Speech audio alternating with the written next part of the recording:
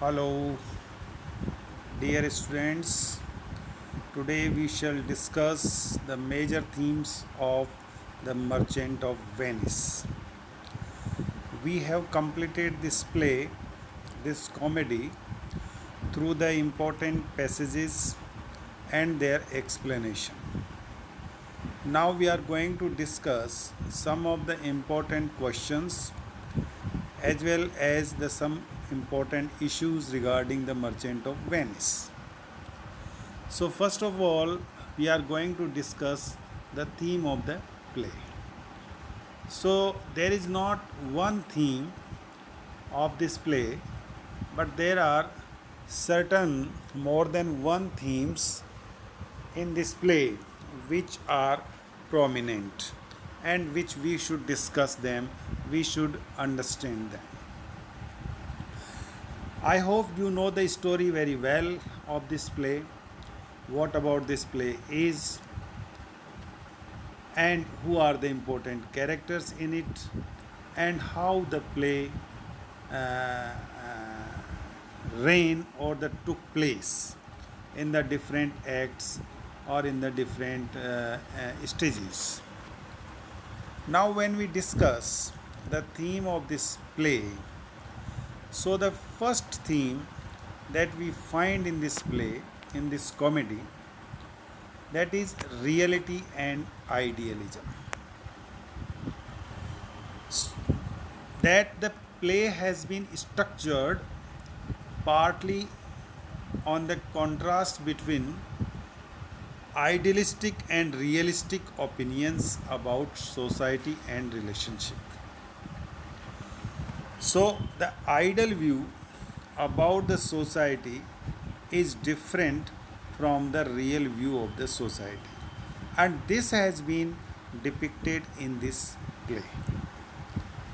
On the one hand, what we see in this play, that this play tells us that love is more important than money. So this is the ideal situation, this is the ideal thing that this play says, tells us that love is more important than money. And what else? Mercy is preferable to revenge. This is also the idealistic state, and love lasts forever. So, these are the ideal things which this play also depicts, because we see that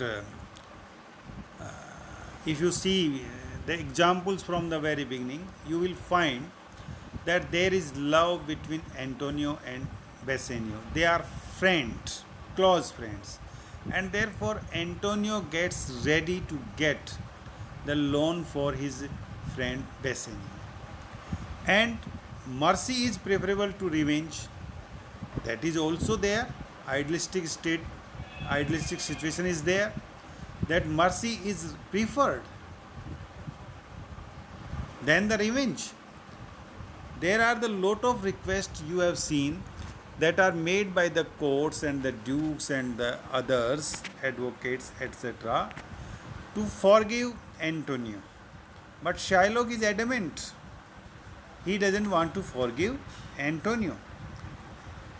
But later on, we see that the apple cart is the turned on.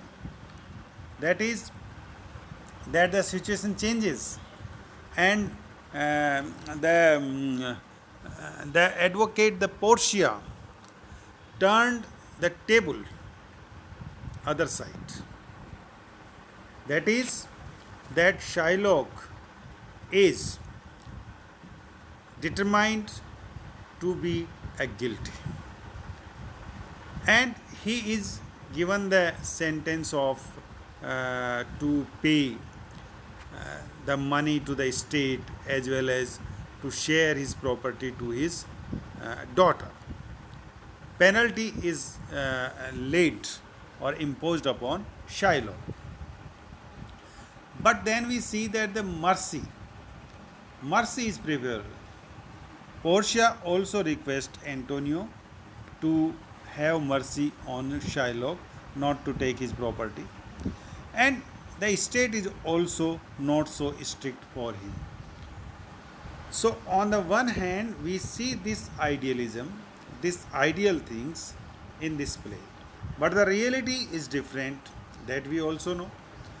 On the other hand, more cynical voices tells us that money rules the world. So when you listen to the dialogues of Shylock in the play, when there is the hearing of his case in the Duke's court, we will find how he speaks in favor of the money. He says it is only money that is for that's for he is alive, and his existence is only for money. If money is not there, there is no existence at all. So those things are the real things. So there is contrast between reality and idealism in this play. So mercy alone cannot govern our lives. Love can evaporate after marriage. So these are the real things that we know. So love can be ideal, it's okay, but it does not last long. It can evaporate after marriage. It can disappear after marriage. The talks that are done before the marriage will not take any place after marriage, will not be there, will not long last after marriage. So the reality, there is contrast between reality and idealism in this play. Shakespeare organizes the shift between idealism and realism by associating the two concepts with the play's two locations.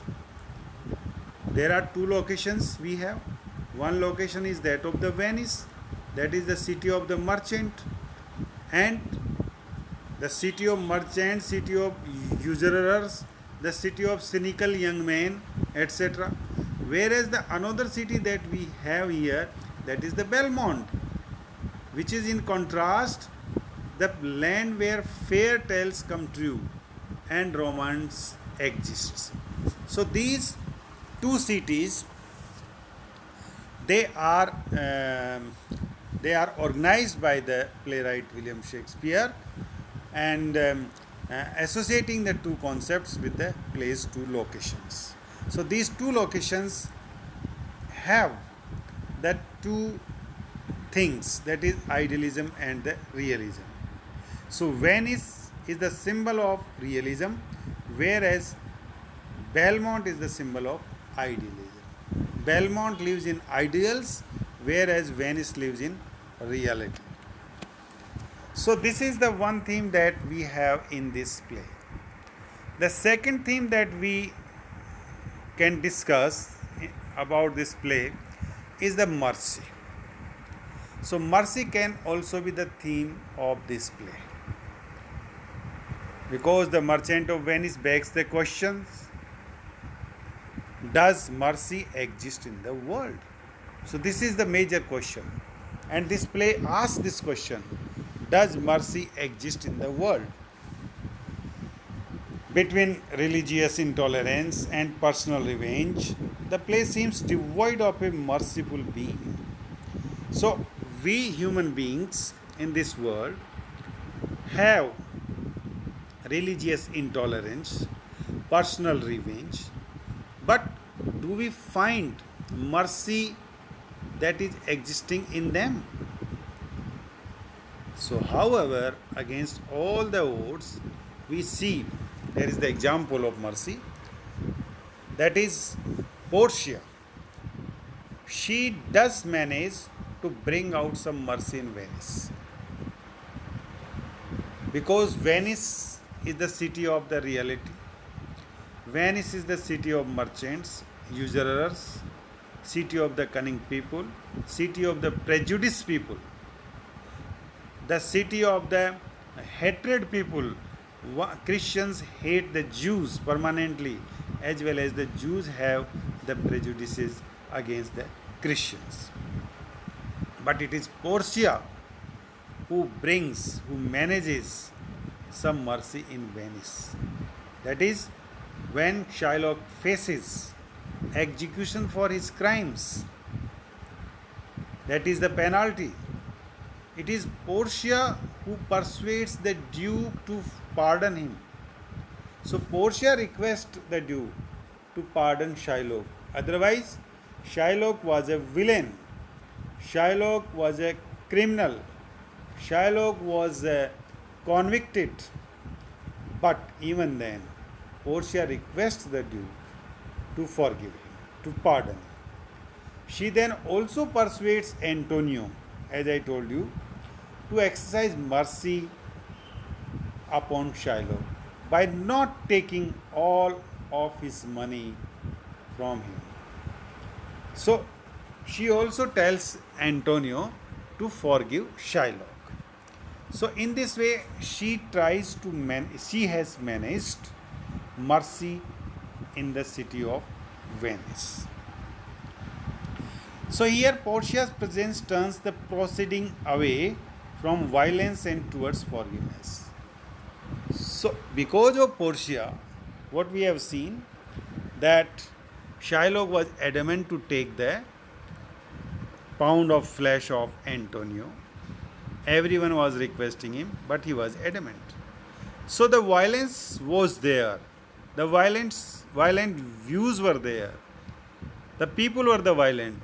So it is Portia who changed through her proceedings the violence towards forgiveness. And we also know very well how beautifully she speaks on mercy. Portia therefore succeeds in transmitting some of her idealism into Venice. So, mercy that has been spoken by Portia is the symbol of idealism. Portia herself symbolizes the idols, and these ideals, this mercy has been transmitted into Venice by her, and she has been successful. Because Act 4 that ends with suggestion that idealism can sometimes survive in the real world. So we know that although realities are very much different to the idealisms, but sometimes idealism also survive in the real world. That is just like the idealism of Belmont, which was mercy, which was Portia, survived in the city of Venice, that was the symbol of reality. So in this way, this theme can also be discussed. Now another theme that we have in this play is the prejudice. Prejudice throughout the play. As Act 3, Scene 4, Lancelot Gobbo is still trying to reconcile his affection for Jessica with his belief that all Jews are devils. So throughout the play we find the prejudiceness against each other. Christians are prejudiced against the Jews. They hate them. We see how Antonio behaves with Shylock. But in return, we have completely throughout the play seen how Shylock treats Antonio and how Shylock takes the revenge on Antonio. So that is the prejudiceness. They have the prejudice against their religion, against their creed, against their behavior, against their culture, against their language, against their actions. And other characters are as well as Lancelot, who wanted to marry Jessica, the daughter of Shylock. Throughout the play, his belief is that all Jews are devils. So he calls the Jews devils. So this is the hatredness against the man. So this theme continually reoccurs in the clown scenes. Clown means Lancelot is supposed to be the clown of this play. That is touchstone, we can call him. That is fool, we can call him. मजाकिया जिसको अपन कहते हैं. And it seems as though Shakespeare is deliberately making fun of Christians' attitude towards the Jews. So, because throughout the play there is the prejudice that runs, we can assume that Shakespeare did it intentionally in order to make the fun of Christians, that they always hate the Jews. So Shakespeare also wanted to stress this point that Christians must not have done so, must not do that. The function of a clown is to misunderstand people and undermine their assumptions by asking simple and obvious questions, by highlighting the confusions of biblical text and raising pragmatic questions about the conversion of Jews. So he raises many questions, he quotes the biblical statements, he asks some pragmatic questions about the conversions of the Jews. That is,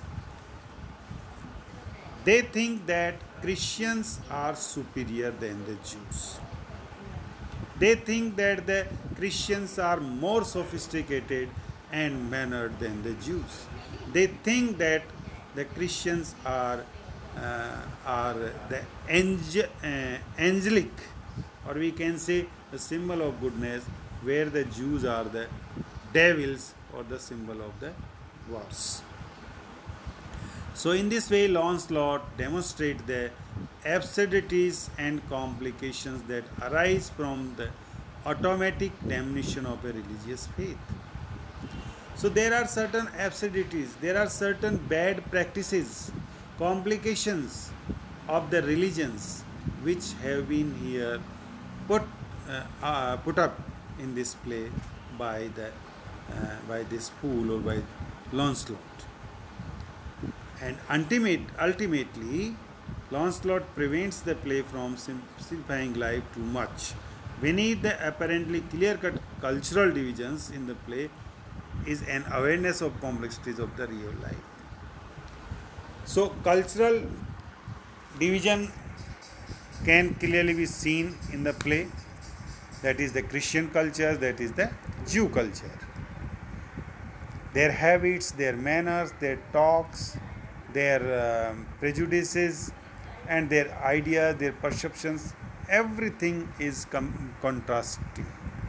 So, this is the play that an awareness of the complexities of the real life. It gives us the complexities of our real life. So, in this way, this play, The Merchant of Venice, has certain themes.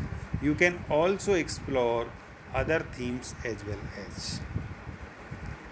So, thank you very much for this lecture, and we shall meet with some new discussion point regarding this play in our next lecture.